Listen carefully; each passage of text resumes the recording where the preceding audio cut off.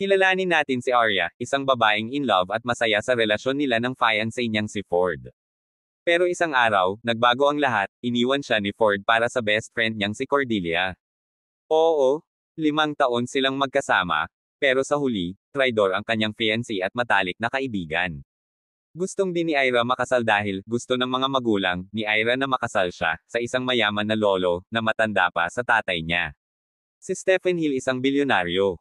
At pinaaral siya ng kanyang nanay, na si June Hill, sa pamamagitan ng kanilang negosyo, na takoyaki, pero dahil low-key lang ang pamilya nila, patuloy pa rin ang pagnenegosyo nila ng takoyaki. Si Ira, malungkot, at dumiretso sa tindahan ni June Hill, suki sila, kasi madalas kumain dito si Ira.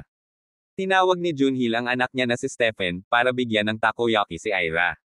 Naalala ni Ira na ito yung nakakabatang kaibigan niya. Sa sobrang gulo ng buhay ni Ira, may isang hindi inaasahang desisyon siyang ginawa, nagpakasal siya kay Stephen Hill. Hindi alam ni Ira na ang kanyang pinakasalan ay isang bilyonaryo na tao sa kanilang bansa. Ang pagkakaalam ni Ira ay isa lang na, simpleng lalaki na nagtatrabaho lang sa isang taco truck. Nagpakasal si Ira, hindi dahil sa love, kundi para makawala sa kontrol ng pamilya niya at magsimulang muli. Pero ang magulang ni Ira na mukhang pera, gusto nilang maghiwalay si Ira at Stephen. Dahil pobre daw ang takoyaki boy. Pero si Ira, ayaw niyang makasal sa matanda. Dahil dito napilitan ang magulang niya. Napatulugin si Ira, para epa-rape nila ito sa matandang mayaman, para daw umano, mawala ng gana dito si Stephen.